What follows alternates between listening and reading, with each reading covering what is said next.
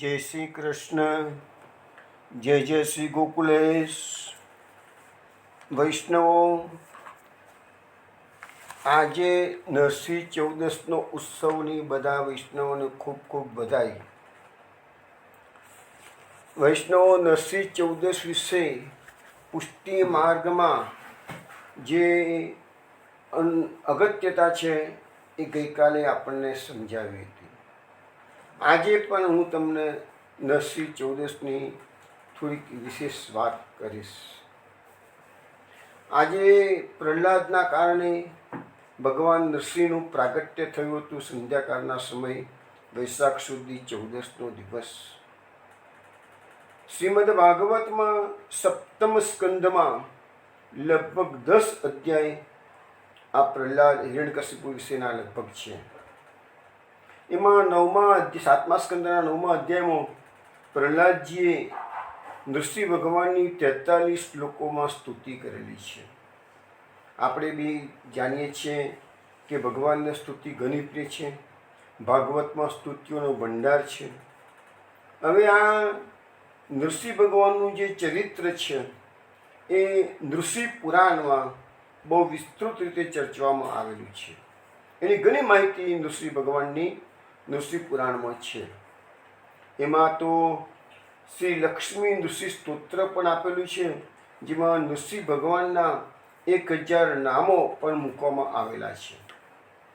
આપણે ભાગવતની વાત કરીએ તો શ્રીમદ ભાગવતની અંદર પંચમ સ્કંદની અંદર 18મો જે અધ્યાય છે એમાં પણ નરસિંહ ભગવાનની સ્તુતિનું વર્ણન છે. એમાં એવું લખવામાં, આમ તો મોટાભાગનું વર્ણન તો સપ્તમ સ્કંદમાં છે, પરંતુ પંચમ સ્કંદમાં જે ખગોળ ભૂગોળનું વર્ણન આવે છે એની અંદર એવું બતાવ્યું છે કે જમ્બુ દ્વીપની અંદર 9 ખંડો આવેલા છે. હવે 9 ખંડોના ઈષ્ટદેવોનું વર્ણન, એના મુખ્ય ભક્તોનું વર્ણન અને એ લોકો કેવી રીતે સ્તુતિ કરે છે એનું વર્ણન, એ બધું પંચમ સ્કંદમાં આપેલું છે. વૈષ્ણવો, આપણે આ જે નરસિંહ ભગવાનની વાત કરીએ છીએ એમનું જે નિવાસ સ્થાન છે એ છે હરિવર્ષખંડ. જંબુ દ્વીપના જે 9 ખંડો છે એમાંનું એક ખંડનું નામ છે હરિવર્ષખંડ. એ હરિવર્ષખંડમાં નરસિંહ ભગવાન બિરાજી રહ્યા છે અને એના જે મુખ્ય ભક્ત છે એનું નામ છે પ્રહલાદજી. આપણે અત્યારે જે જીવી રહ્યા છીએ એ ભારત વર્ષખંડ છે. આ ભારત વર્ષખંડના જે ઈષ્ટદેવ છે એ નર નારાયણ છે. આ ભારત વર્ષના જે મુખ્ય ભક્ત છે એ નારદજી છે. તો નારદજી નરનારાયણની કેવી સ્તુતિ કરે છે એ બધા શ્લોકો પંચમ સ્કંદમાં આપવામાં આવેલા છે. અને પ્રહલાદજી નરસિંહ ભગવાનની સ્તુતિ કરે છે એના ઘણા શ્લોકો છે, પરંતુ આપને આજે હું એક શ્લોક શ્રવણ કરાવું છું.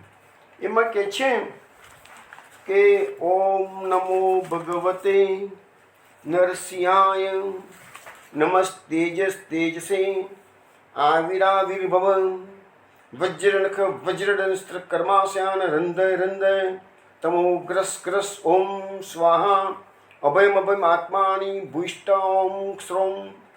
તો આ પ્રહલાદજી ભાગવતના પંચમ સ્કંદની અંદર 18મા અધ્યાયની અંદર જે પ્રહલાદજી સ્તુતિ કરી નરસિંહ ભગવાનની, એના એક શ્લોક મેં આપણને શ્રવણ કરાયો. એનો અર્થ એવો થાય છે કે ઓમકાર સ્વરૂપ ભગવાન શ્રી નૃસિંહદેવને નમસ્કાર હો. આપ અગ્નિ આદિ તેજોના પણ તેજ છો, આપને નમસ્કાર હો. હે વજ્ર જેવા નખવાળા, હે વજ્ર જેવા દાંતવાળા, આપ અમારી સમક્ષ પ્રકટ થાઓ. અમારી કર્મ વાસનાઓને જલાવી દો. અમારા જ્ઞાનરૂપી અંધકારનો નષ્ટ કરો. ઓમ સ્વાહા. અમારા અંતકરણમાં અભયદાન આપીને પ્રકાશિત થાઓ. ઓમ શ્રોમ. આવો જ વિષ્ણુ પુરાણમાં પ્રહલાદજીની જે સ્તુતિ, નરસિંહ ભગવાનની સ્તુતિ પ્રહલાદજી કરી છે એનો પણ એક સુંદર શ્લોક છે. એ આપણને શ્રવણ કરાવું છું. નાથ યોનિ સહસ્ત્રેષુ એષુ એષુ વ્રજામ્યહમ તેષુ તેષુ અચલા ભક્તિ અચ્યુતાસ્તુ સદા ત્વયી. અહીંયા પ્રહલાદજી નરસિંહ ભગવાનના આ શ્લોકમાં આ વિષ્ણુ પુરાણનો શ્લોક કીધો. એમાં એવું કહે છે, હે નાથ, હે ભગવાન, હજારો યોનિઓમાં અમને જ્યાં જ્યાં પણ જન્મ લેવાનો વારો આવે. જો નરસિંહ ભગવાન તો એને પ્રકટ થયેલા છે, એના આશીર્વાદ છે, તો પણ એ શું કહે છે, ભલે અમારો વારંવાર જન્મ થાય, હજાર યોનિઓમાં અમને જ્યાં ક્યાં પણ જન્મ લેવાનો વારો આવે, તેસુ ત્યાં ત્યાં અચલા ભક્તિ, હે અચ્યુત ભગવાન, તમારી અમને અચલ ભક્તિ આપજો. ભલે અમે કરો લાખો હજારો જન્મ લઈશું, અમને વાંધો નથી, પરંતુ તારી ભક્તિ અમારા દરેક જન્મમાં અમને આપશે. એવું પ્રહલાદજીએ માગેલું છે.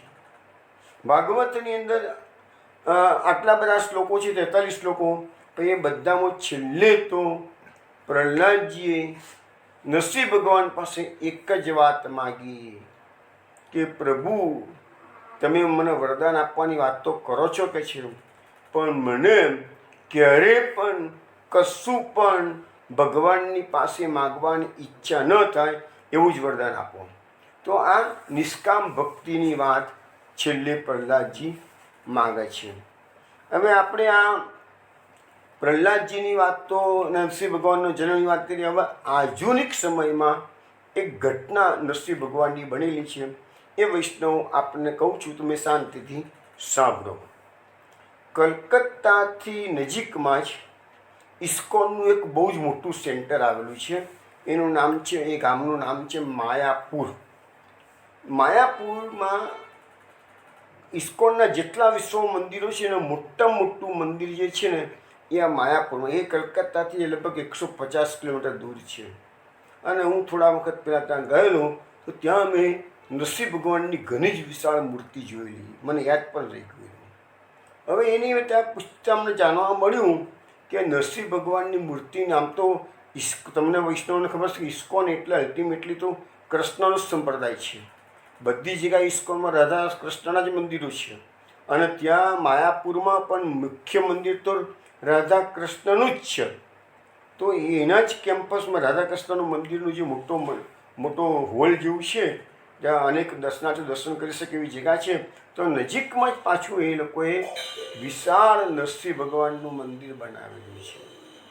હવે જાણવા મળ્યું કે આ મંદિર કેમ, કોઈ ઇસ્કોનના મંદિરમાં તમને નરસિંહ ભગવાનની મૂર્તિ જોવા નહીં મળે, પણ માયાપુરમાં જોવા મળી મને. એટલે થોડુંક આશ્ચર્ય લાગે આપણને. તો વાત એવી બની કે માયાપુરનું કેમ્પસ એટલું બધું વિશાળ છે, ત્યાં હજારોની સંખ્યામાં આ અંગ્રેજો, એમના તમને ખબર છે, ઇસ્કોનના મંદિરો બધા ધનાઢ્ય મંદિરો છે. વૈભવી સેવાનો પ્રકાર ચાલતો હોય, વિદેશમાંથી આવીને હજારો સાધુઓ બનીને અંગ્રેજો અહીંયા રહેતા હોય છે. ઘણું વિશાળ કેમ્પસ ત્યાં. હવે ત્યાં જાણવા મળ્યું કે ત્યાં આગળ આટલો મોટો વૈભવ જોઈ અને આજુબાજુના ગામડાઓમાંથી નજીકમાંથી લૂંટારાઓ ધાડ પાડવા આવી અને ધાડ પાડી ગયા. આ લોકોનું ઘણું નુકસાન કરી ગયા. એટલે એ લોકોએ પછી પ્રિકોશન પૂરેપૂરી લીધી, પરંતુ થોડાક દિવસ થયા અને ફેરથી ધાડ પાડવા આવ્યા. હવે આવું તો વારંવાર 25-20-25ના ટોળો આવે, હથિયાર બંધ, અને આ તો બધા ભજન કીર્તન કરનારા સાધુ લોકો. એ લોકો પાસે કોઈ હથિયાર હોય, ક્યાં મારામારી કરવાની? આ બધું તો મંદિરોમાં તો સોના ચાંદીના દાગીના પુષ્કળ હોય, લૂંટફાટ કરીને જતા રહે. આવું 2-5 વખત ઉપરા ઉપરી બનવા મળ્યું. ઘણી પ્રિકોશન લે, પણ ધાડ પાડવાના લોકો રોકી શક્યા નહીં. વારંવાર મિટિંગો કરે કે ભાઈ એનો રસ્તો કરો. ત્યાં એક સાધુના મનમાં પ્રેરણા જાગી અને એ સાધુએ આ મિટિંગમાં કીધું કે આપણે એક કામ કરીએ કે છે કે આપણે અહીંયા નૃસિંહ ભગવાનની પધરામણી કરી દઈએ કે છે. આપણા કેમ્પસમાં એક નૃસિંહ ભગવાનનું મંદિર બનાવ્યું, તો નૃસિંહ ભગવાનનું તેજ એટલું બધું છે કે એમના પ્રભાવથી જ આ ધાડ પાડવો એ આવતા અટકી જશે કે છે. ના, ખરેખર બીજા બધા સાધુ કે બધા અનેક પ્રયત્નો કરી ચૂકેલા, પણ આ લોકો ધાડ પાડવું અટકાવી શકેલા નહીં. અને પછી જ્યારે બધાનું સર્વાનુમતે નિર્ણય થઈ ગયો કે ના, આપણે નૃસિંહ ભગવાનની એક મૂર્તિ આ પધરાવી દઈએ. તો એ લોકોએ પછી નક્કી કર્યું ક્યાંથી એ મૂર્તિ લાવીને શું કરવું. એટલે કે આના માટે સારામાં સારો કારીગર તો આપણને કંઈ દક્ષિણ ભારતમાં મળશે. અને લોકો દક્ષિણ ભારતમાં તપાસ કરતાં એક કારીગરને શોધી કાઢ્યો કે એને કહે છે હું આ મૂર્તિ એ બનાવી શકે, એવો એક્સપર્ટ છે એની અંદર એમ. પછી તો ઘણી તકલીફો આ લોકોને પડી. કારીગરે પહેલાં તો ના પાડી દીધી, આ કામ હું નહીં કરું. પછી આ લોકો એને મોડ મનાવ્યો. છેવટે કારીગર તો કાચી કામ કૂટીના શંકરાચાર્યની એ એડવાઇસ લેવા ગયો કારીગર. તો શંકરાચાર્ય પણ ના પાડી કે નરસિંહ ભગવાનનું તે જેટલું બધું હશે ને કે કારીગરને કીધું કે તું સહન નહીં કરી શકે છે. એટલે તું નરસિંહ ભગવાન બીજા કોઈ પણ દેવની મૂર્તિ બનાવવાનું કે તું બનાવ, પણ તું નરસિંહ ભગવાનની મૂર્તિ ના બનાવી શકે છે. છેવટે કારીગરે પણ આ લોકોને ના પાડી. આ લોકો નિરાશ થઈ ગયા. મોડ આ લોકો ભગવાનને બહુ વિનંતી કરતા હતા કે પ્રભુ હવે અમારે તો અહીંયા કારીગર પણ ના પાડી દીધી એમ. પણ છેવટે શંકરાચાર્યને ભગવાને સપનું આપ્યું કે ભાઈ તું કારીગરને આજ્ઞા આપ કે નરસિંહ ભગવાનની મારે ત્યાં એ કેમ્પસમાં રહેવું શીખે છે. હવે સામેથી ભગવાને સપનું આપ્યું. આ બહુ ચમત્કારિક બનાવવા માંડ્યો છે ત્યાં. અને પછી કારીગરે એ કામ હાથમાં લીધું. હવે કારીગરે કીધું કે મારે એક જ સ્ટોનમાંથી આટલું મોટી મૂર્તિ પણ એક જ સ્ટોનમાંથી બનાવવાની છે. હવે એટલો મોટો સ્ટોન એ કારીગર કે હું શોધીશ અને મને મળશે પછી જ હું મૂર્તિ બનાવું. એટલે આ લોકો કલકત્તા ક્યાં અને સાઉથ ઇન્ડિયા ક્યાં વારંવાર ધક્કા ખાય આ લોકો. અને કારીગરને તો 6-8 મહિને તો પાછો એવો પથ્થર, અમુક પ્રકારનો જ પથ્થર જોઈએ, એવી શિલા મોટી મળે તો એમાંથી કારીગર આ મૂર્તિ કોતરાય. છેવટે એને 6-8 મહિને કારીગરને મૂર્તિ મળી, એવો સ્ટોન મળી ગયો. અને એના પછી મૂર્તિ બનાવતા બી એને સારો સમય લાગ્યો. અને ભગવાને તો એનો પ્રત્યક્ષ ચમત્કાર આપ્યો. કારીગર એક વખત મૂર્તિ બનાવી અને આ લોકો ડિલિવરી લેવા માટે આવવાના હતા ને પહેલાં તો કારીગરના ઘરમાં આગ લાગી ગઈ અને કારીગર બહાર ગયેલો હતો. જે એનો શિલ્પી હતો એ બહાર ગયેલો હતો ઘરમાં. ભગવાને પોતાનો પ્રત્યક્ષ ચમત્કાર એને બતાવી દીધો કે એનું તેજ એટલું બધું કે નરસિંહ ભગવાનનું. તો પછી છેવટે પણ એનો ઘરમાં આગ લાગી, ઘણું નુકસાન બી કર્યું ભગવાનને એમ થયું એને. પણ એ મૂર્તિને અકબંધ રહી, મૂર્તિને કશું ના થયું. પછી આ લોકો મૂર્તિ ત્યાં લઈ ગયા અને ત્યાર પછી કહેવામાં આવ્યું છે કે ત્યાર પછી ક્યારેય ઝાડ પાડવો માયાપુરના મંદિરમાં આવ્યા જ નથી. તો આ મૂર્તિનો પ્રત્યક્ષ ચમત્કાર અમે ત્યાં આગળ સાંભળ્યો કે બી એને ઘણી મૂર્તિ છે. આ તો નરસિંહ ચૌદસનો દિવસ છે. નરસિંહ ભગવાનના આજે આપણે એ બાને યાદ કરી લઈએ. ચલો આજે આપણા પુષ્ટિ માર્ગમાં તો નરસિંહ ભગવાનના સુંદર સુંદર કીર્તનો છે અને વિનોદા એક સુંદર કીર્તન આપણને શ્રવણ કરાવશે.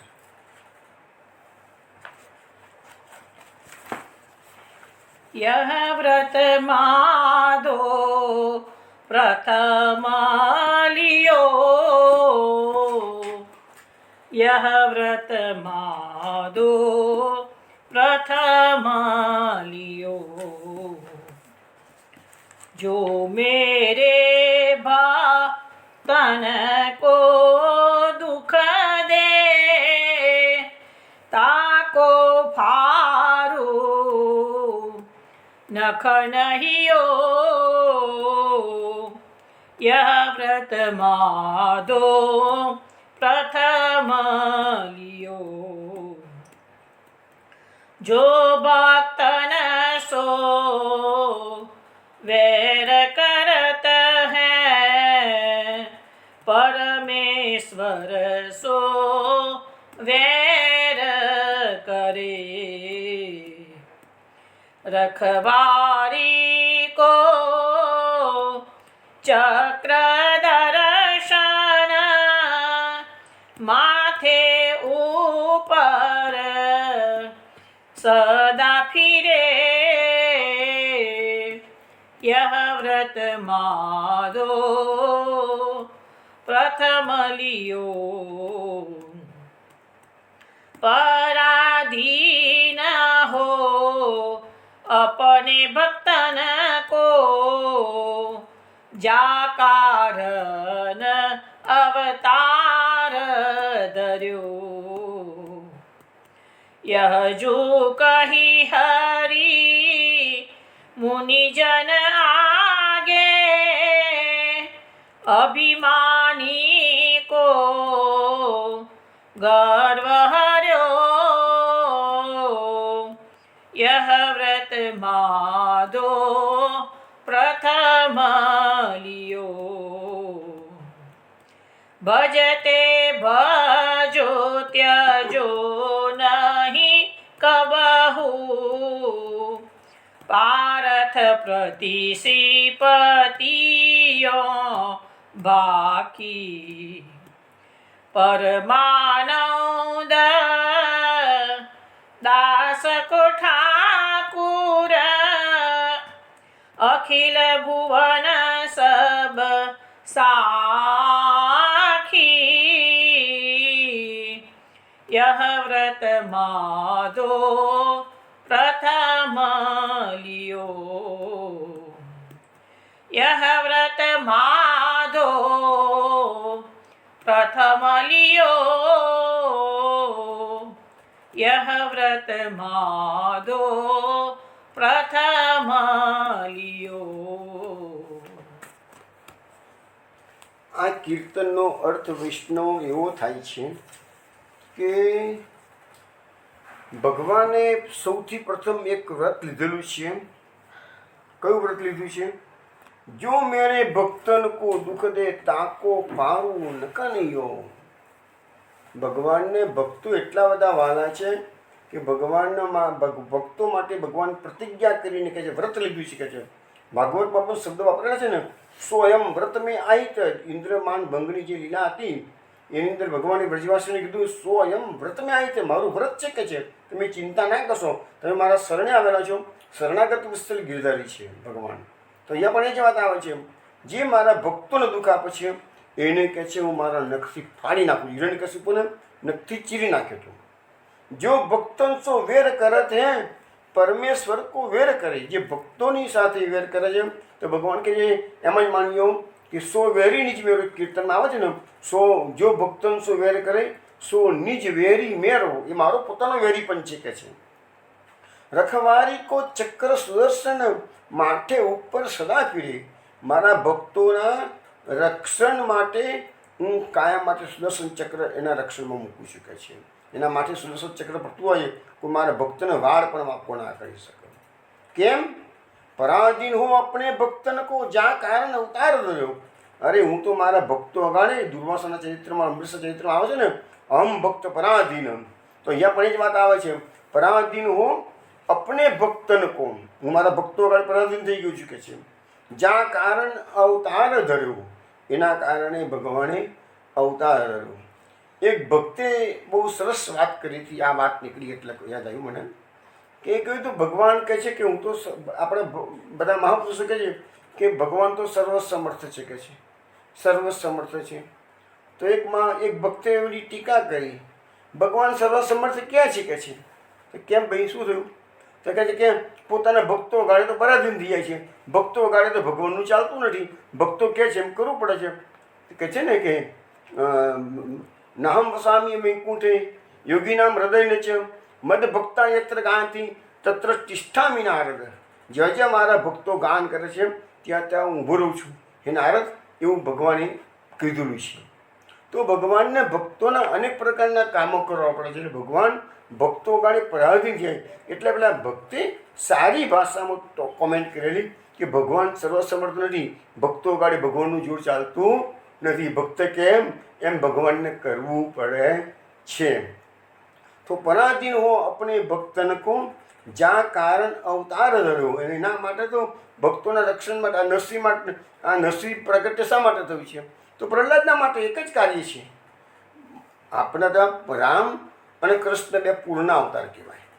બાકીના બધા અવતાર ભગવાનના જેટલા છે એ કોઈ એક જ કાર્ય માટે. વામન ભગવાનનું કાર્ય તો એક જ, કે બલિ રાજા પાસેથી બધું રાજ્ય લઈ અને ઇન્દ્રને આપવાનું હતું. બસ એક જ કાર્ય. બલિ રાજાનું કોઈ કાર્ય નથી બીજું કોઈ. સોરી, વામન ભગવાનનું બીજું કોઈ કાર્ય નથી. એવી રીતે દરેક અવતારમાં ભગવાન એક એક કાર્ય કરવા માટે પધારે છે. પરંતુ રામ અને કૃષ્ણ બંને કાર્યો એવા છે, બંને અવતારો એવા છે કે જેમાં પ્રાકટ્યથી માંડીને લીલા સંવરણ સ્વધાંગમન સુધીની આખી લીલાનું સંપૂર્ણ વિસ્તૃત વર્ણન તમને વાંચવા સાંભળવા મળે. તો કહે છે અહીંયા યજુ કહી હરિ મુનિજન આગે અભિમાની કો ગર્વ હર્યું. હવે ભગવાન કહે છે ઋષિમુનિઓની સભાની અંદર કે આ બધી વસ્તુઓ ભગવાન ઋષિમુનિઓની સભામાં કહી રહ્યા છે. અભિમાની કો ગર્વ હર્યું. કહે છે અભિમાનીને કહે છે ભગવાન કહે હું અભિમાનીનો ગર્વને હું દૂર કરી દઉં છું. કહે છે ભજતે ભજો ત્યજો નહીં કહું પાર્થ પ્રતિ શ્રીપતિયો ભાખી. આ મુનિજનો અગાડી કીધું છે એટલું જ નહીં, ભગવાને અર્જુનને કીધું છે, સુન અર્જુન પ્રતિજ્ઞા મેરી યહ વ્રત તરત નટારે, હમ ભક્તન કે ભક્ત હમારે, સુન અર્જુન પ્રતિજ્ઞા મેરી યહ વ્રત તરત નટારે. ભગવાન અર્જુનને કહી રહ્યા છે કે મારું વ્રત હું તારવા માગું તો પણ હું તારી શકું એમ નથી. ભજતે ભજો તજો નહીં કબહું. એ કહે છે કે જે મારું ભજન કરે છે એને હું ક્યારેય ત્યાગી શકતો નથી. પાર્થ પ્રતિ શ્રીપતિઓ ભાગી. શ્રીપતિ એટલે લક્ષ્મીપતિ, શ્રી એટલે લક્ષ્મી છે. લક્ષ્મીપતિએ પાર્થ એટલે કે અર્જુનને આ વસ્તુ કહેલી છે કે છે પરમાનંદાસ કો ઠાકુર અખિલ ભુવન સબ સાખી. પરમાનંદાસજી કહે છે અમારા ઠાકુર ભક્તોના કામ કરે છે અને આખું વિશ્વ એની સાક્ષી છે કે ભગવાન સમય સમય અવતાર ધારણ કરે છે ભક્તોના કાર્યો કરવા માટે. તો આ અનુસૂચિ 14નું એક પદ આપણને વૈષ્ણવ શ્રવણ કરાયું. હવે આપણી કથામાં આપણે હવે આગળ જઈએ છીએ. વૈષ્ણવો, ગઈકાલ સુધી આપણે પરીક્ષિત ભાગ્યવર્ધન એ નામ પર વાત કરતા હતા. આજે આપણે હવે કલી નિગ્રહ કરતા છે એ નામ 77 નંબરનું નામ છે. અને એના પછી તરત જ નામ આવશે ધર્માદિનામ પોષક. હવે આ બંને નામો આપણે સાથે લઈશું, કારણ કે ભગવાને શું કર્યું છે કે એકચ્યુઅલી તો આ નામો ભગવાનના છે. કાર્ય કલીનો નિગ્રહ કરવાનું કાર્ય કોને કર્યું? તો પરીક્ષિતે. ધર્મને પોષણ આપવાનું કામ કોને કર્યું? તો પરીક્ષિતે કર્યું. તો એ ભગવાનના નામ કેવી રીતે આવ્યા? પણ પરીક્ષિતની પાસે ભગવાને કરાવ્યા છે, માટે આ ભગવાનના નામ મહાપ્રભુએ મૂક્યા છે.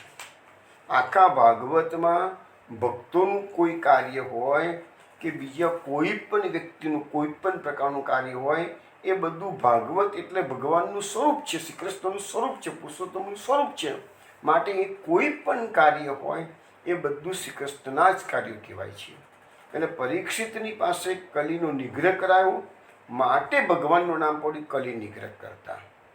અને ધર્માદિનામ પોષક, ધર્મ આદિનું પોષણ કરનાર. હવે તમે શ્રીમદ ભાગવતના પ્રથમ સ્કંદની અંદર અત્યારે આપણે 16મો અને 17મો બંને અધ્યાયની વાત કરી રહ્યા છીએ. હવે એમાં તમે કોઈ જગ્યાએ પરીક્ષિતે કલીનો નિગ્રહ કર્યો છે એવા શબ્દો સંસ્કૃતમાં વાપરવામાં આવેલા નથી. પરંતુ શ્રી મહાપ્રભુજીએ જે કારિકાઓ આ અધ્યાયની લખેલી છે એમાં મહાપ્રભુજી આ શબ્દોનો પ્રયોગ કર્યો છે. આદિ દૈવિક રક્ષાર્થ કલી નિગ્રહ ઈયતે. પરીક્ષિતે નિગ્રહ તો કર્યો જ છે જ, પણ એવું સ્પષ્ટ ઉલ્લેખ શ્રીમદ ભાગવતમાં નિગ્રહ શબ્દનો ઉપયોગ નથી. હવે ધર્માદિનામ પોષક, તો કારિકામાં મહાપ્રભુજી કહે છે કે ધર્મ રક્ષા નિરૂપ્યતે. તો ધર્મની રક્ષા. હવે કેવી રીતે થયું? તો કલીનો નિગ્રહ કર્યો, એની સાથે સાથે જ ધર્મનું રક્ષણ કર્યું. પોષણ એટલે રક્ષણ, પોષણ કરવું એટલે કે રક્ષણ કરવું. તો અહીંયા બંને કાર્યો સાથે થયેલા છે. એવું નથી કે કલીનો નિગ્રહ જુદો કર્યો છે અને ધર્મનું પોષણ જુદું કર્યું છે કે ધર્મનું રક્ષણ. કલીનો નિગ્રહ કર્યો એટલે ધર્મનું રક્ષણ ઓટોમેટિક થઈ જ ગયું.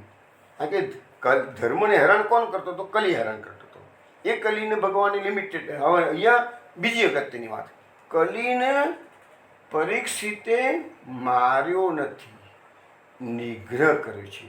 આપણે ભાગવતમાં કાલી નાગની વાત આવે છે, એમાં પણ જે વસ્તુ છે, શ્રી કૃષ્ણ ભગવાને કાલિય નાગને નાથ્યો છે, નિગ્રહ કર્યો છે, માર્યો નથી. કાલી નાગને જમનાજીના જળમાંથી કાઢી મૂક્યો, બીજા જતો રહે તું તગાડે રમણીક દ્વીપમાં, એટલે માર્યો નથી, નાથ્યો છે. એવી રીતે પરીક્ષિતે પણ કલીને માર્યો નથી. મારવા તૈયાર થયા હતા પરીક્ષિત રાજા, પણ માર્યો નથી, એને નિગ્રહ કર્યો છે. એટલે નિગ્રહ કર્યો છે એટલે કે એને લિમિટેડ જગ્યાએ સ્થાન આપ્યા છે કે જે જ્યાં આગળ આખા કલિકાળનો વ્યાપ્ત આ કળિયુગ આવ્યો છે, એ કલીનો વ્યાપ તો બધે વધી જ ગયેલો સમય એવો આવ્યો છે. પણ પરીક્ષિત રાજાએ એને માર્યો નથી, પરંતુ એને લિમિટેડ સ્થાન આપે. એ બધી કથામાં આપણે જોઈશું કયા કયા સ્થાન આપે છે, એ બધું જોઈશું આપણે.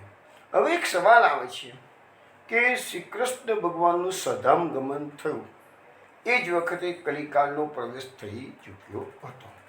હવે એ વખતે તો પાંડવોનું રાજ હતું, તો પાંડવોને બી યુધિષ્ઠિરને પણ ખબર પડી ગઈ છે કે ભાઈ અત્યારે કલિકાળ આવી ગયો છે, સમય ખરાબ આવી ગયો છે. પણ યુધિષ્ઠિરને બધાની પાસે ભગવાને આ કામ ના કરાવ્યું અને પરીક્ષિત પાસે આ કામ કરાવડાવ્યું છે. યુધિષ્ઠિરને બધા તો હિમાલયમાં જવા નીકળી ગયા તરત જ કરીને જોઈને. પણ પરીક્ષિતને રાજ્ય શાસન સ્થાપ્યું અને પરીક્ષિતને ખ્યાલ આવ્યો કે મારા રાજ્યમાં કલીનો પ્રભાવ વધવા માંડ્યો છે.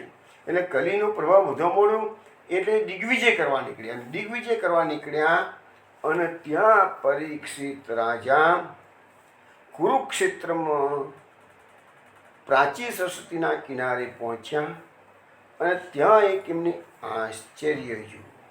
આશ્ચર્ય શું જોયું? તો એક ગાય છે, એક બળદ છે, એ ગાડાને જોડેલા છે. ગાડા ઉપર એક રાજા શુદ્ર રાજાના વેશમાં બેઠેલો છે અને બે પગેથી લાતો મારી રહ્યો છે. બળદના 3 પગ કપાઈ ગયેલા છે. હવે રાજા દિગ્વિજય કરવા નીકળ્યા હતા. રાજાએ આ જોયું, પણ રાજાના તાત્કાલિક એને 3 આધિદૈવિક સ્વરૂપનો ખ્યાલ આવ્યો નહીં. રાજા ત્યાં પહોંચ્યા, રાજા એટલે પરીક્ષિત, રાજા ત્યાં પહોંચ્યા ત્યારે એને જોયું તો ગાય અને બળદ વાત કરી રહ્યા છે, બંને દુઃખી છે.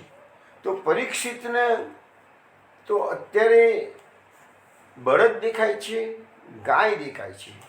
હજુ પરીક્ષિતને ખબર નથી કે આ શુદ્રના રૂપમાં રાજા છે કોણ છે, કારણ કે અત્યારે એને આધિદૈવિક સ્વરૂપનો હજુ પરિચય થયો નથી. એ પ્રશ્નોત્તરી ચાલે છે અને પછી એનો પરિચય પ્રાપ્ત રાજા કરશે.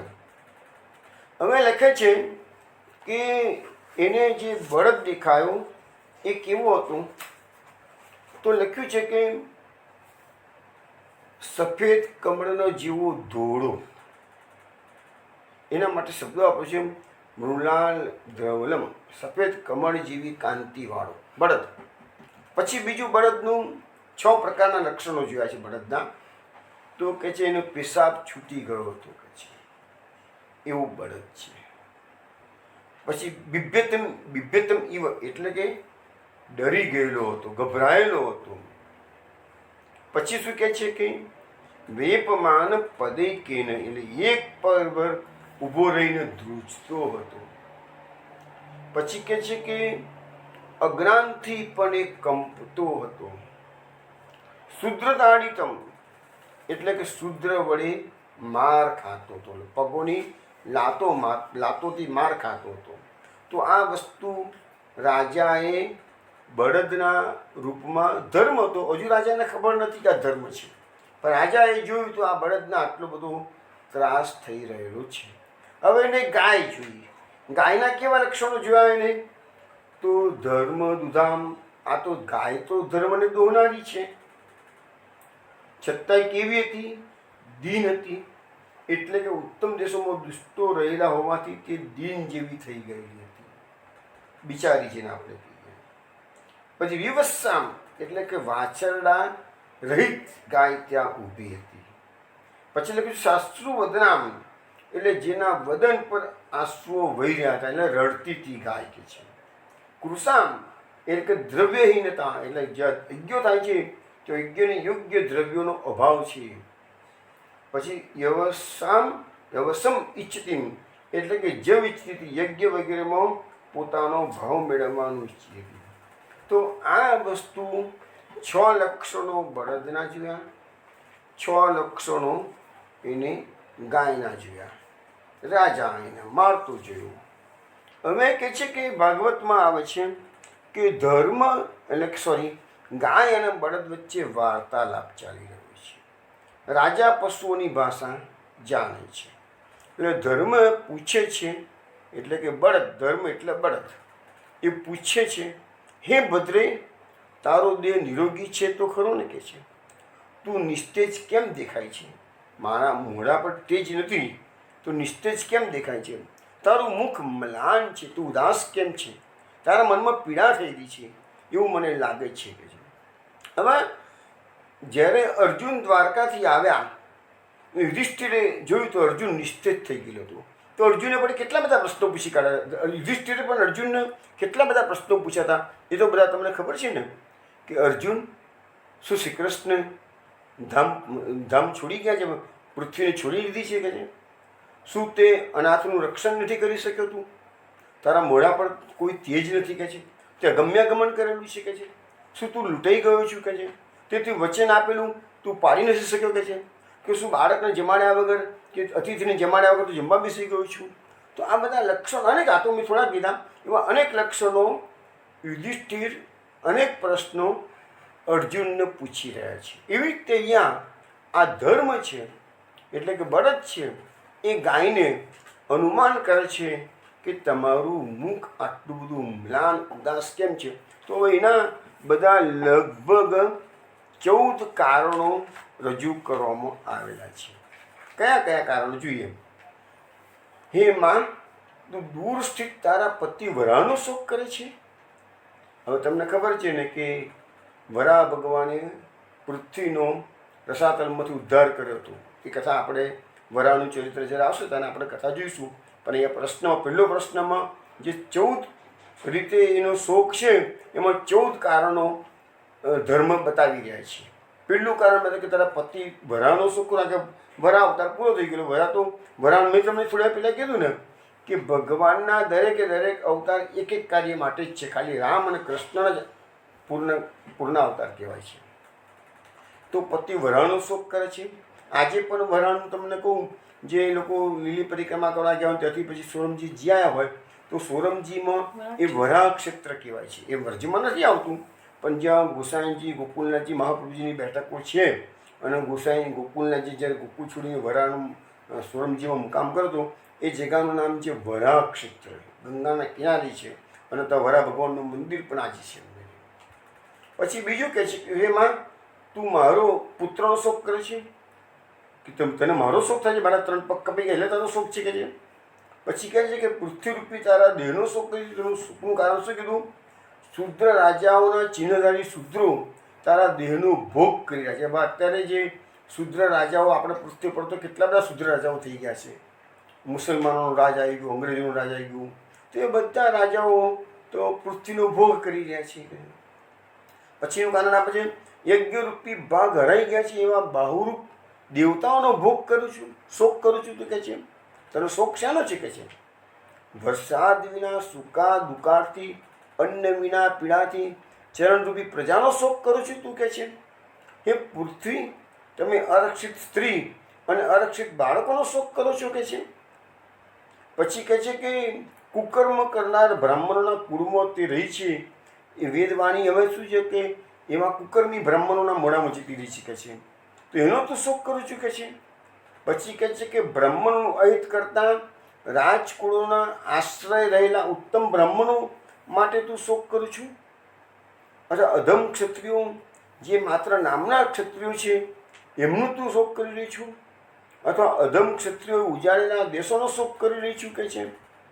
પછી કહે છે શાસ્ત્રના વિધિ નિષેધનું પાલન કર્યા વિના ગમે ત્યાં સ્નાન કરવું, ખાનપાન કરવું, મૈથુન કરવું એવા આ કળિયુગમાં જીવો છે તો એવોનો તું શોક કરી રહી છું કે છે. જો આ વસ્તુ તો આપણે બધા અત્યારે જોઈ રહ્યા છીએ કે અત્યારે લોકોને મન ફાવે તેટલા વાગે ઉઠવાનું, મન ફાવે તેને સ્નાન કરવાનું, મન ફાવે તેને ખાનપાન કરવાનું, અને સ્ત્રી સંગ બી મન ફાવે ત્યારે કરતા હોય છે. તો એ બધું શાસ્ત્રના વિધિ નિષેધનું કોઈ પાલન કરતું નથી. વિધિ અને નિષેધ એટલે શું છે? વિધિ અને શાસ્ત્રો જ્યારે કીધું કે આ કરો, આ કરો, આ કરો, એ વિધિ. આ ના કરો, આ ના કરો, આ ના કરો, એ નિષેધ. એ વિધિ નિષેધ શબ્દ બે આપણા શાસ્ત્રોમાં આવેલા છે. તો જે કરવાનું કીધું છે એ કરવું, અને ન કરવાનું, જે ના કરવાનું કીધું છે એ ન કરવાનું. પણ એનાથી ઊંધું તમે કરો તો એ પાપના ભાગીદાર બનો. અને કર્મનો કાયદો કોઈને છોડતો નથી. અત્યારે તો તમે મનમાની કરશો પણ તમને અત્યારે ખ્યાલ નહીં આવે. આપણે જે લોકો સુખી છે એ તો પૂરેપૂરા સુખી જ રહેવાના છે. આવું કોઈ શાસ્ત્રની આજ્ઞાનું ઉલ્લંઘન કરવાથી કોઈ દુઃખી તાત્કાલિક નથી થતું. એની અસરો પડશે પણ લાંબા સમય અસરો પડશે, એ અત્યારે ખ્યાલ નહીં આવે. પછી 13મું કારણ આપ્યું છે કે માં તારા ધર્મ કહે છે કે તારો ભાવ ઉતારવા જ સર્વનું દુઃખ હરનાર વાસુદેવ ભગવાને અવતાર લીધો હતો. તે અત્યારે અંતર્ધાન થઈ ગયા છે. હે પૃથ્વી, અત્યારે તારો ત્યાગ ભગવાને કર્યો છે, પરંતુ ભગવાનના ચરિત્રો ઉદાર છે. કળિયુગમાં મનુષ્યનો અધિકાર ન હોવાથી તે ચરિત્રો દ્વારા મોક્ષ થવામાં વિલંબ થાય. જોયું ને, ભગવાનના ચરિત્રો કેવા છે? મનુષ્યને મોક્ષ અપાવી શકે એવું સામર્થ્ય ભગવાનના ચરિત્રોમાં છે. પણ કલિયુગમાં મનુષ્યોનો ભગવત ચરિત્રમાં રસ પડતો નથી. એટલે માની લેજો કે મનુષ્યનો અધિકાર નથી. અધિકાર હોય તો તમને ભગવત ગુણગાનમાં આનંદ આવે છે, અને અધિકાર નથી એટલે એવા લોકોનો મોક્ષ કોઈ સંજોગોમાં થવાનો. અને મહાપ્રભુજીએ કહી દીધું છે. આપણે એક જ વાક્ય મહાપ્રભુજીની વાત વારંવાર યાદ કરીએ છીએ કે જે હરિનાય વે મુક્તાસ તે મગ્ના ભવસાગરે. જે જીવોને ધર્મનું આકર્ષણ નથી, કૃષ્ણની લીલાનું આકર્ષણ નથી, એ જીવોને ભગવાને તરછોડી દીધા છે. એ સંસાર સાગરમાં ડૂબેલા છે. હવે કહે છે કે માં તમે એ બધું યાદ કરીને શોક કરો છો. અને છેલ્લું કારણ કહે છે, ધર્મ કહે છે કે હું કહું છું તે તમારી પીડાનું મૂળ કારણ છે, તેમાં તમે કદાચ સંમત થઈ જશો. હવે છેલ્લું કારણ શું આપે છે? ધર્મ વસુધાને એટલે કે પૃથ્વીને. તમને તો રત્નો વગેરેના શણગાર ધારણ કરવાના બહુ પ્રિય છે કે છે. તે શણગાર વિના તમે અત્યારે બહુ દુબળા થઈ ગયા છો કે છે. આ બળવાન કલીએ તમારું સૌભાગ્ય હરી લીધું છે. દેવતાઓ પણ તમારા સૌભાગ્યને પૂછતા હતા. તે ભગવાનનું બિરાજું જ તમારું સૌભાગ્ય હતું. હવે ભગવાન તો સ્વધામ પધારી ગયા ને કાર્ય કરીને આપણા ચરણ કમળના ચિહ્નો પણ અમે તો ભૂસાઈ ગયા. ભગવાનના ચરણ કમળના જે ચિહ્નો ભગવાને ખુલ્લા ગૌચારણ કર્યું બધું, તો ભગવાનને આ પૃથ્વી પર એના બધા ચરણ ચિહ્નો હતા, એ પણ કહે છે બધા ધીરે ધીરે ભૂસાઈ ગયા છે કે છે. તો એ માં તમે એનો શોક કરો છો. તો આ બધા કારણો અત્યારે આ પૃથ્વીને પૂછવામાં આવેલા છે. એટલે પૃથ્વી કહે છે કે હે ધર્મ, તું મને જે પૂછે છે તે સર્વ તું જાણે છે, અને એમની દયાથી તો તું લોકોને સુખ આપવાનો 4 પગવાળો હતો.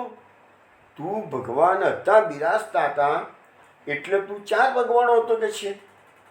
મહાપ્રભુજી સુબોધનીજીમાં કહે છે કે દ્વાપર યુગના અંતમાં સ્વભાવથી જ તારા 3 પગ જતા રહ્યા. એકચ્યુઅલી તો જોવા જઈએ ને, આપણે થોડી વારમાં એની બધી વાત કરીશું જ કે ભાઈ સતયુગની અંદર ભગવાન ધર્મના 4 ચરણ હતા, અને તપ, શૌચ, દયા અને સત્ય. અને પછી દરેક વખતે એક એક પગ કપાતો ગયો. અને આ કળિયુગની અંદર માત્ર ને માત્ર સત્ય એક જ પગ પર ધર્મ ઊભો છે. પરંતુ ભગવાનનું જ્યારે પ્રાગટ્ય થયું ત્યારે ભગવાને એ ધર્મના સર્વ પગો સુખ આપનાર હોવાથી એ ભગવાને એનાથી દયા કરીને ધર્મના 4 પગ આપી દીધા હતા. આમ તો હતા નહીં, કે ભગવાનના પ્રાકટ્ય સમય એને મળી ગયેલા હતા. એટલે ભગવાન વિના સર્વ કોઈ તારી જેમ શોક બળદને પાછા 3 પગ થઈ ગયા, ભગવાન પધારી ગયા એટલે કે છે.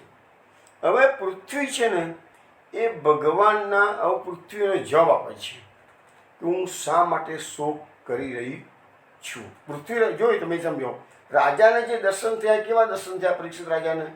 ધર્મ 3 પગે હતો અને 6 લક્ષણો જોયા છે. અને એટલે કે બળદ, અને પૃથ્વી એટલે કે ગાય. ગાય છે એ અશ્રુવદના છે, એટલે કે રડી રહી છે, શોક મનાઈ રહી છે. તો પૃથ્વી ધર્મને જવાબ આપે છે. તો હવે આ બધું આપણે કેમ લઈએ છીએ? તો ધર્માદિનામ જે મેં તમને કહ્યું ને કે કલી નિગ્રહ કરતા અને ધર્માદિનામ પોષક, એ બંને વસ્તુ આપણે બંને નામો સાથે લઈ ગયા છીએ. કે ધર્મનું પોષણ કલીનો નિગ્રહ પરીક્ષિત રાજાએ કર્યો, અને ધર્મનું રક્ષણ કર્યું છે, એટલે કે પોષણ કરેલું છે. તો આદિ નામ ધર્માદિ નામ એટલે ધર્મ આદિ નામ એટલે ધર્મનું એકલું નહીં, પૃથ્વીનું પણ આવી ગયું, ગુણીજનોનું મીન્સ કે ધાર્મિક પુરુષોનું પણ આવી ગયું. કલીનો નિગ્રહ કર્યો એટલે બધાના જે ધાર્મિક પુરુષો છે, ધર્મ છે, પૃથ્વી છે, બધાને ફાયદો થઈ ગયો છે. એટલે બધાનું પોષણ અને બધાનું રક્ષણ રાજાએ કરેલું છે. માટે આદિ શબ્દનો પ્રયોગ મહાપ્રભુજીએ કરેલો છે. હવે સુબોધિનીજીમાં ભગવાનના 39 ગુણોનું વર્ણન છે. બહુ ટૂંકામાં લઉં છું. પહેલું સત્ય, એટલે ભગવાન સત્ય, તો આપણે કે સત્યમ પરમ ધીમઈ, પહેલો શ્લોક જોયેલો ને આપણે, જન્માદ્યસ્ય હતો વાળો. એ શ્લોકમાં શું આવ્યું? સત્યમ ભગવાન, સત્ય ભગવાન, સત્ય પરમ સત્યમ. એક શ્લોક આવે છે, ભગવાનના કારાગૃહમાં દેવોએ પણ એમની સ્તુતિ કરી, તો સત્યમ પરમ સત્યમની શ્લોક આવે છે. તો એ ભગવાનનું સ્વરૂપ કેવું છે? સત્ય, યથાર્થ ભાષણ, જે કહેવાનું હોય જ ભગવાન કહી શકે. શૌચ એટલે શુદ્ધિ, દયા એટલે પારકું સહન ન કરવું તે, શાંતિ એટલે ક્રોધ આવે ત્યારે ચિત્તને નિયંત્રણમાં રાખવું તે, ત્યાગ એટલે માગનારાઓને ઉદાર આપવું તે, સંતોષ, આર્જવ એટલે કુટિલતા ના હોય ને, પછી સમ એટલે મનની દૃઢતા, દમ બાહ્ય ઇન્દ્રિયોની દૃઢતા, તપ સ્વધર્મનું પાલન. આ ભગવાનના ગુણો છે. સામ્ય એટલે શત્રુ અને મિત્ર પ્રત્યે સમાન ભાવ, તિતિક્ષા બીજાના અપરાધ સહન કરી લેવાનો ગુણ, ઉપરતિ એટલે લાભ અલાભ બધેની પ્રત્યે ઉદાસીનતા, પછી શ્રુતમ એટલે શાસ્ત્રોનું અધ્યયન. તમે ભગવાનની દિનચર્યાનું 10મ સ્કંદમાં આવશે તે વખતે એ વસ્તુ આવશે. ભગવાન પોતે પણ ધ્યાન ધરે છે, ભગવાન પોતે પણ યજ્ઞ કરે છે, ભગવાન પોતે પણ પંડિતોની પૂજા કરે છે, વિદ્વાનોની પૂજા કરે છે, ભગવાન પોતે પણ શાસ્ત્રોનું અધ્યયન કરે છે. તો ભગવાનની દિનચર્યામાં બધી વસ્તુ આવશે. જ્ઞાન આત્મવિષય જ્ઞાન, વિરક્તિ તૃષ્ણાનો ભાવ, ઐશ્વર્ય બીજાને નિયંત્રણમાં રાખવાનું સામર્થ્ય, શૌર્ય ભગવાનનું શૌર્ય તો બધા ઐશ્વર્ય, વીર્ય, યશ, શ્રી, જ્ઞાન, વૈરાગ્ય. એમાં આજે 6 ગુણો મુખ્ય છે, અહીંયા 39 ગુણો છે. તો શૌર્ય એટલે વીર્ય, સંગ્રામમાં ઉત્સાહ, તેજ પ્રભાવ, બલ એટલે દક્ષતા, સ્મૃતિ એટલે કર્તવ્યનું ભાન, સ્વાતંત્ર્ય એટલે અપરાધીનતા, કૌશલમ એટલે કાર્ય નિપુણતા, કાંતિ સૌંદર્ય, ધૈર્યમ અવ્યાકુળતા, માર્દવ એટલે કોમળતા, પ્રાગલ્ભ્ય અતિશય પ્રતિભા, પ્રશ્રય એટલે વિનય, શીલમ એટલે સુસ્વભાવ, સારો સ્વભાવ, સ એટલે મનની દૃઢતા, ઓજ એટલે ઇન્દ્રિયોની શક્તિ, બલ શારીરિક શક્તિ, ભગ ભોગનું સ્થાન, ગાંભીર્યમ અક્ષોભ ગંભીરતા, સ્થૈર્યમ એટલે સ્થિરતા, આસ્તિક્યમ શ્રદ્ધા, કીર્તિ એટલે યશ, માન એટલે સન્માન, અને અનહંકૃતિ એટલે અહંકારનો અભાવ. આમાં 39 ગુણો ભગવાનમાં છે.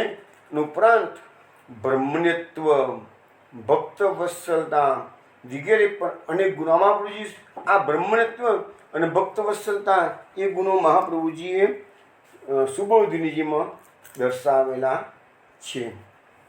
હવે લખ્યું છે અહીંયા કે આ બધા ગુણોમાંથી એક પણ ગુણ જો માણસમાં હોય તો એ મહાન બીજો. ભગવાનના આટલા બધા ગુણો છે. ભગવાન તો સદગુણ સાગર નટવર નાગર દયારામભાઈ કહે છે ને, તો ભગવાન તો સદગુણોનો ભંડાર છે. પણ કોઈ ભક્તની અંદર અમારો એક પણ ગુણ આવી જાય તો એ મહાન બની જાય. એટલે તો મહાપ્રભુજી કારિકામાં પણ કહી દીધું છે, દોષ ત્યાજન સક્તો હિ સેવ્યા દાતા ગુણશ્ચ. ભગવાન પોતાના ભક્તોના દોષો દૂર કરે છે અને એની સેવા કરવાથી ભગવાન પોતાના ગુણોનું એમાં પ્રદાન કરે છે. સેવ્યા દાતા ગુણશ્ચ આ મહાપ્રભુજીની કારિકા છે. તો અહીંયા ભક્તિ દ્વારા મહાનતા મળે છે. ભક્તિ તો ભગવત રૂપ થઈ, એનાથી મહત્વ પ્રાપ્ત કરવામાં કોઈ પ્રતિબંધ નથી. ભક્તિ ઉપરાંત ભગવાનનો એક પણ ગુણ જો જીવમાં આવે, ભક્તિ પણ જોઈએ અને ભગવાનનો એક ગુણ તમને જો મળી જાય તો મનુષ્ય મહાન બની જાય.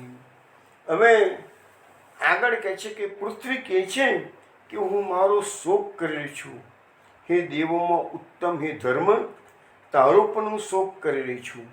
દેવતાઓ, પિતૃઓ, ઋષિઓ, સાધુ પુરુષો, વર્ણો તથા આશ્રમોનો પણ હું શોક કરે. એટલે પૃથ્વીને પૂછ્યું તમે શેનો શોક કરો છો? તો એને બધા શોકના કારણો રજૂ કર્યા છે. હવે લખે છે મહાપ્રભુજી સુબોધનીજીમાં કે આ જીવાત્માને દેવ ઋણ, ઋષિ ઋણ અને પિતૃ ઋણ 3 ઋણ ચૂકવવાના હોય છે. પણ આ કળિયુગના લોકો આ ઋણ ચૂકવવા માટે કોઈ પણ જાતના ગંભીર છે નહીં. એટલે પૃથ્વી એમ કે છે હું એનો પણ શોક કરી રહી છું. હવે દેશ, કાળ, દ્રવ્ય, કર્તા, મંત્ર અને કર્મ આ 6 ધર્મના કારણ છે. હવે આ 6 કારણ બતાવવામાં આવેલા છે. એટલે એના અભાવમાં ધર્મનું આચરણ થાય નહીં અને સારા આચરણનો પણ અભાવ થશે. એટલે સાધુ પુરુષો માટે પણ હું શોક કરી રહી છું. તો આ બધા શોકના કારણો બતાવવામાં આવેલા છે. હવે લખે છે કે ભગવાનના શરણે ગયેલા બ્રહ્માજી વગેરે દેવો જેમના કટાક્ષ માત્રની કામનાથી ઘણા કાળ સુધી તપસ્યા કરે છે. લક્ષ્મીજી પોતાના નિવાસરૂપ કમળના વનને છોડીને અત્યંત પ્રેમપૂર્વક ભગવાનના ચરણ કમળોનું સેવન કર્યા કરે છે. એ જ ભગવાનના કમળ, વ્રજ્ર, અંકુશ, ધજા આ બધા ચિહ્નોવાળા એમના જે ચરણો હતા એનાથી પૃથ્વી કહે છે હું વિભૂષિત થયેલી હતી અને મને મહાન વૈભવ પ્રાપ્ત થયો હતો. અને એના કારણે આ પૃથ્વી કહે છે ને કે 3 લોકોમાં મારી ખ્યાતિ. વંદરાવનમ સખી ભુવો ગીતનોથી કીર્તિ. તમને યાદ છે ને ગોપ્ય વેણુગીત? વંદરાવનમ સખી ભુવો ગીતનોથી કીર્તિ. આ વંદરાવનમાં ભગવાને સપદરમનમ પ્રાવેશદ ગીત કીર્તિ. આ બધા ભાગવતના શ્લોકો છે. તો એ ભગવાને પોતે ખુલ્લા ચરણારવિંદે વંદરાવનમાં રમણ કરેલું છે. અને એ રમણના કારણે એના જે ભગવાનના ચરણારવિંદની જે ચિહ્નો છે એ બધા ધરતી પર અંકિત થયેલા છે. એટલે અત્યારે એ વાતના બધા પૃથ્વી દેવી યાદ કરી રહ્યા છે કે એના કારણે 3 લોકોમાં મારું માનપાન, મારી શોભા વધી ગઈ હતી. ચરણની વિભૂતિનું અભિમાન થવાથી ભગવાન અંતે મને છોડી ગયા. એનો હું શોક કર્યો. હવે શોક કેમ કર્યો છે એનું બધું કારણ આપ્યું છે કે ભગવાન મને છોડીને જતા રહ્યા છે અને જે ચરણ ચિહ્નોથી હું વિભૂષિત હતી એ ધીરે ધીરે ધીરે પૃથ્વી પરથી એ બધા ચરણ ચિહ્નો પણ ભૂસાઈ ગયા છે. હવે મહાપ્રભુજી સુબોધનીજીમાં આ શ્લોકની સુબોધનીજી મહાપ્રભુજી ઘણી જ લોબી લખી છે, પણ ટૂંકામાં જે યોગ્ય લાગે એટલું તમને કહું છું. જે આપણે ફક્ત ચરણારવિંદની જ વાત કરીએ છીએ, બીજી વાત નથી કરતા. અત્યારે ભગવાનના ચરણારવિંદનો આશ્રય કરે છે એનો ભગવાન ત્યાગ કરતા નથી. ભગવાનનું ચરણ તો બહુ દુર્લભ છે અને સેવા કરવા માટે ભગવત ચરણની પ્રાપ્તિ થવી તો અતિ દુર્લભ છે. એટલે ટૂંકમાં કહેવાનો મતલબ એવો કે ભગવાન કૃપા કરે તો જ તમને એ સેવા કરવાનું, ભક્તિ કરવાનું, ચરણ કમળનો આશ્રય લેવાનું મન થાય, અધરવાઇઝ નહીં. હવે અહીંયા બતાવે છે મહાપ્રભુજી કે પૃથ્વી પોતાનો ઉત્કર્ષ બતાવે છે કે ભગવાનના ચરણ મારા ઉપર હોવાથી લક્ષ્મીજી પણ મારી સેવા કરે. લક્ષ્મીજીને પણ એમનું વૈકુંઠ છોડી અને પૃથ્વી પર આવવાનું મન થયું કારણ કે ભગવાન પધારે છે. જયતિથિ અધિકમ જન્મના વ્રજ શ્રેત ઇન્દિરા સસ્વદત્ત રહી. ગોપી ગીતનો શ્લોક યાદ કરો તો લક્ષ્મીજી પણ અહીંયા પૃથ્વી પર આવી ગયા છે. લક્ષ્મીજી પૃથ્વીની સેવા કરે છે. ભગવદીઓમાં ઉત્તમ છું. ચરણ સેવાનું સૌભાગ્ય પ્રાપ્ત થાય એટલે ચરણરૂપ થાય તે માટે લક્ષ્મીજી પૃથ્વીની સેવા કરવા તૈયાર થયા છે. આજે પણ લક્ષ્મીજી બેલવનમાં તમે જાઓ, મહાલક્ષ્મીનું મંદિર છે. આજે પણ લક્ષ્મીજી એ વ્રજ રસની પ્રાપ્તિ માટે તપશ્ચર્યા કરી રહ્યા છે. લક્ષ્મીજી જેની અભિલાષા કરે છે તે ભગવાનના ચરણ ચિહ્નો મારા ઉપર સર્વ સ્થળે અંકિત છે એમ પૃથ્વી કહે છે. ભગવત ચરણોનું મહાત્મ્ય કહી ફરીવાર ભગવત પત્તિ ઉત્તરાર્ધમાં તદ વિભૂતિ પત્તિ ભગવાનનું નામ કહ્યું છે. તે ભગવાને મને સારી રીતે શણગારેલી. હવે કહે છે કમળ, વજ્ર, અંકુશ, ધજાના ચિહ્નોવાળા વિશેષણથી ભગવત ચરણનું સ્વરૂપથી ઉત્તમપણું બતાવવામાં આવ્યું છે. હવે મહાપ્રભુજી આ જે ચાર અહીંયા ભગવાનના તો 16 ચિહ્નો છે ભગવાનના બંને ચરણોમાંથી, પણ અહીંયા આપણને 4 ચિહ્નોની વાત કરી છે. તો મહાપ્રભુજી આપણને એ ચારે 4 ચિહ્નોનો ભાવ દર્શાવે છે. વૈષ્ણવ તમે શાંતિથી સાંભળજો તો આ 4 ચિહ્નો એ ભગવદીઓને કેવી રીતે ભગવાનના ચિહ્નો મદદરૂપ બને છે એની વાત કરી છે. શ્રી મહાપ્રભુજી ભગવત ચરણારવિંદના ચિહ્નોનું મહાત્મ્ય સમજાવતા કહે છે કે ભગવાનના ચરણ કમળમાં જે કમળની રેખાઓ છે તે ચરણના એક ભાગને કમળનું રૂપ આપનારી છે. તેથી ભક્તો માટે મકરંદ રૂપી અમૃતનું ફળ નિયત થાય છે એમ સૂચવ્યું છે. સર્વથા દોષ રહિત હોય તે જ તેના અધિકારી. આ ભગવાનના ચરણ કમળની મકરંદની વાત બી આપણે કરી હતી પરમ દિવસે. તો મકરંદનો અધિકાર કોના પર છે? સર્વથા દોષ રહિત હોય, પાપ રહિત હોય, એ જ એના અધિકારી છે. અને આવા અધિકારી બહુ દુર્લભ છે.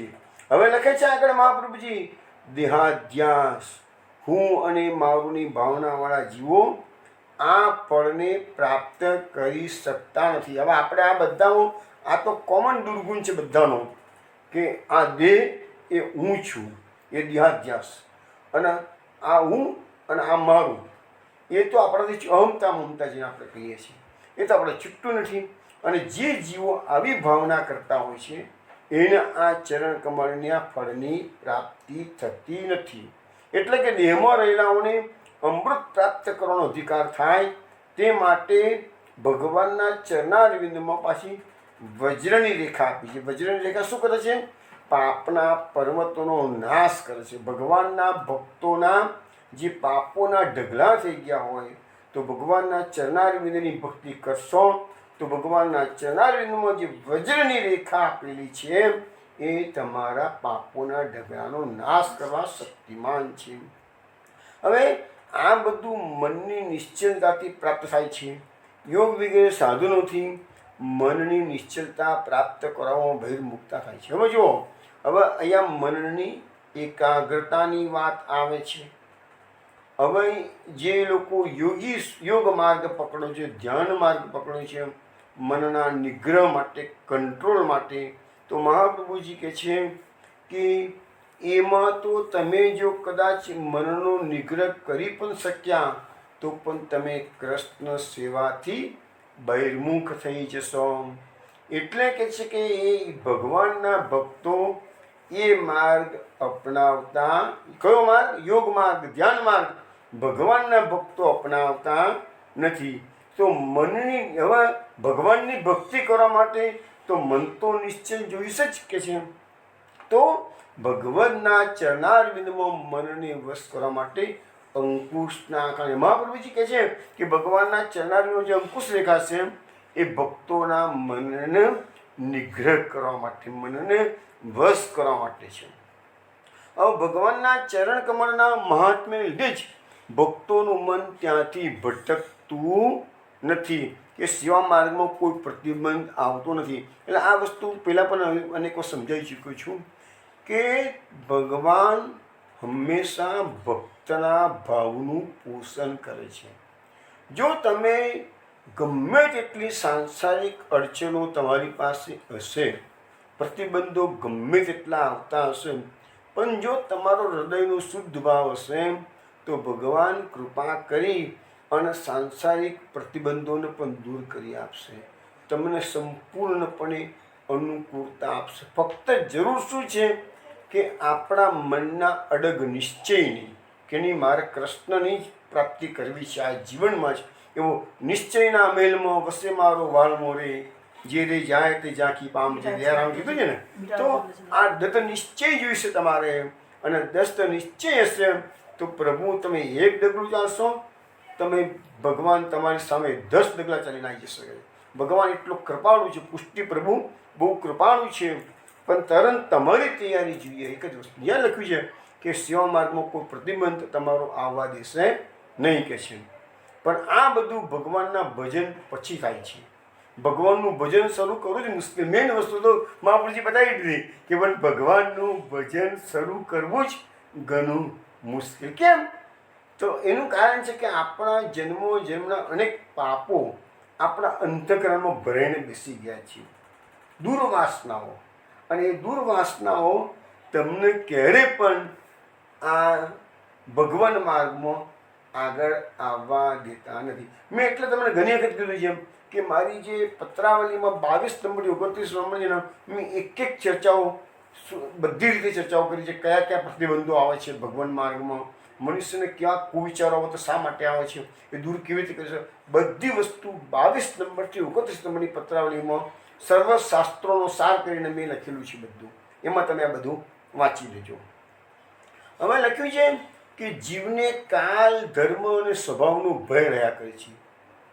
જીવ સદાય ભયભીત રહેતો હોવાથી એને ચેન કાયમ માટે મનુષ્ય માત્ર ગભરાયેલો રહેતો હોય છે. કેમ ગભરાયેલો રહે છે? કારણ કે પાપો એને ચેનથી બેસવા દેતા જ નથી કે છે. તેથી ભગવાનના ચરણ કમળમાં અહીં માત્ર આવવાથી ક્યાંથી ભય થવાનો નથી. એટલે ભગવાનના ચરણ કમળનું જેને શરણ લીધું, ગઈકાલે વાત કરીને સંસુતેર ભયાન, ગોપીચરણ કહે છે ભગવાન અમે આ સંસારથી ડરી ગયા છીએ એટલે અમે તમારી શરણાગત થઈ ગયા છીએ. એટલે ભાઈ ડરીને તો ડરીને ભગવાનના શરણાગત થાવ ને એ જરૂરી છે કે છે. તો કહે છે કે ભગવાનના ચરણ કમળમાં આવવાથી પછી તમને કોઈ જાતનો ભય થવાનો નથી. હવે એ અભય સૂચવવાની જે રેખા છે એ ધ્વજા, ભગવાનના ચરણ કમળમાં ધ્વજારૂપી જે રેખા છે એ તમારા ભક્તોને અભય પ્રદાન કરે છે. જે ભગવાનના ચરણોનો આશ્રય છે એને તો પછી દુનિયામાં બીજે ક્યાંય અનુરાગ કે આસક્તિ થવાની નથી. અને એ માટે અહીંયા શ્લોકમાં ભગવત પદ મૂકવામાં આવ્યું છે. એક વખત તમે ભગવાનના થઈને રહો, જુઓ ભગવાન તમારો સંબંધ કેવો નિભાવો છે. તમે એક વખત નિભાવો, પછી તમે વન સાઇડેડ સંબંધ બનાવો, પછી ટુ સાઇડેડ સંબંધ થઈ જશે. હવે આગળ મહાપુરુષ સમજાવે છે કે પૃથ્વી દેવી પોતાનો શોક વ્યક્ત કરી રહ્યા છે. તો લખ્યું છે કે વૈષ્ણવ પોતાના શરીર પર શંખ, ચક્ર વગેરે ચિહ્નો ધારણ કરીને કૃતા થાય છે. આપણા શાસ્ત્રોમાં આ બધા ચિહ્નો પોતાના શરીર પર, દ્વાદશ અંગ પર અનેક પ્રકારના ચિહ્નોની વાતો આવે છે. પણ આપણે પુષ્ટિ માર્ગમાં ખાલી તિલક એક જ ચિહ્નો આપણે એ ભગવાનના ચરણની છાપ જે તિલક છે એક જ આપણે ધારણ કરીએ છીએ. પણ બીજા બધા શંખ અને ચક્ર એ બધા ચિહ્નો ધારણ કરીને વૈષ્ણવ કૃતાર્થ થાય છે.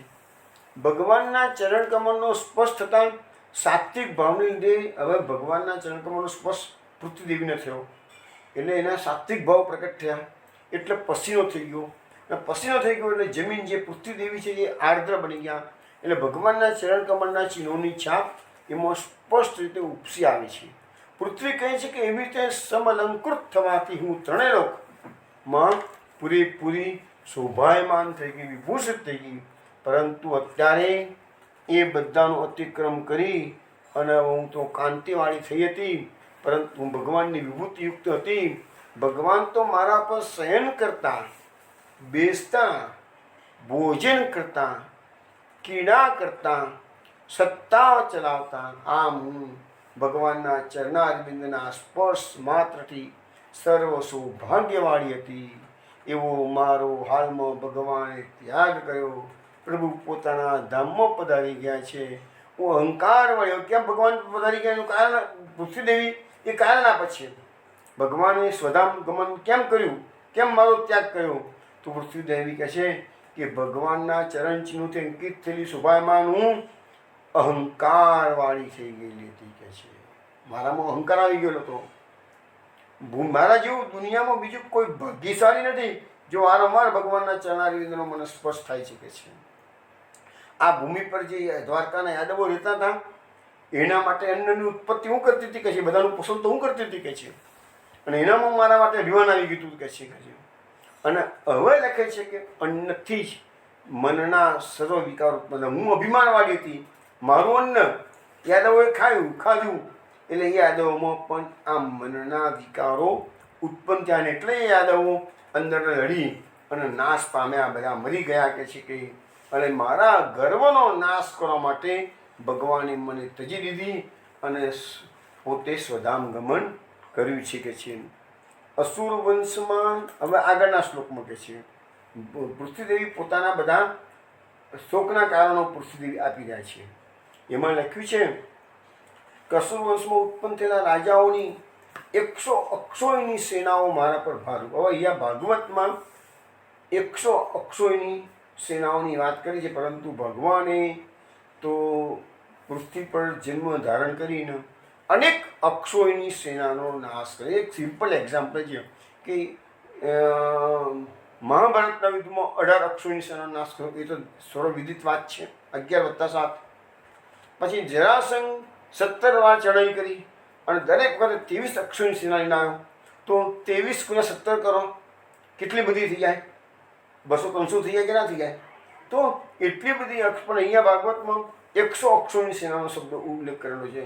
એ ખબર નહીં, પણ આપણે જે પ્રમાણે ભાગવતમાં વાંચીએ છીએ એ પ્રમાણે 23 × 7 તો 23 × 17, તો એને જરાસંઘની બધી સેનાઓનો ભગવાને નાશ કર્યો છે. એ સિવાય કાશીરાજની, પેલા પૌંડ્રકની, સાલ્વની, બધા કેટલા રાજાઓ ભગવાન સામે લડવા આવ્યા હતા, એ બધાની સેનાનો ભગવાને નાશ કરેલો છે. એટલે તો અનેક અક્ષોની સેનાઓ થઈ જવી જોઈએ એમ. તો કહે છે કે એ બધા રાજાઓ ભૂમિ પર ભારરૂપ હતા. હવે કહે છે કે ભગવાનને બીજા સાધનની જરૂર નથી, આથી યાદવો રૂપી ભાર ઉતારવાનું પણ જણાવ્યું. ભગવાને એ બધા અક્ષોની સેનાનો નાશ કર્યો, પણ યાદવોનો પણ ભાર ઉતાર્યો. હવે ધર્મ ઉપરનો ઉપકાર પણ આ શ્લોકમાં કીધું છે. રોગ વગેરેના ઘેરાવાની પેટી અધર્મના ઘેરાવાથી ધર્મની સ્થિતિ ખરાબ હતી, કારણે લીધે એના પગ ઓછા થઈ ગયા હતા. હવે કહે છે કે આ ભગવાન પધારી ગયા એટલે અધર્મનો પ્રવેશ થયો, અને એના કારણે બળદના જે 4 પગ હતા એમાં 3 પગ કપાઈ ગયા છે. હવે આમાં લખ્યું છે કે પેલા એના 4 પગ હતા, પછી શ્રીઅંગ ધારણ કર્યું તો ભગવાને એને એ વખત 3 પગ કરી આપેલા હતા. ભગવાન પધારી ગયા એટલે પાછા 3 પગ થઈ ગયા છે, 1 પગ થઈ ગયો છે કે. હવે આગળનો શ્લોક આપણે સમય થઈ ગયો છે એટલે વૈષ્ણવ આપણે આમ પૃથ્વી દેવીની જ વાત ચાલે છે અત્યારે, પણ હવે આપણે કાલે પાછા રાત્રે 8 વાગે મળીશું ત્યારે પૃથ્વી દેવીની વાત કરીશું કે એને કયો શોક હજુ બીજો નડી રહ્યો છે. ચલો વૈષ્ણવ, જય શ્રી કૃષ્ણ, જય શ્રી ગોકુલેશ.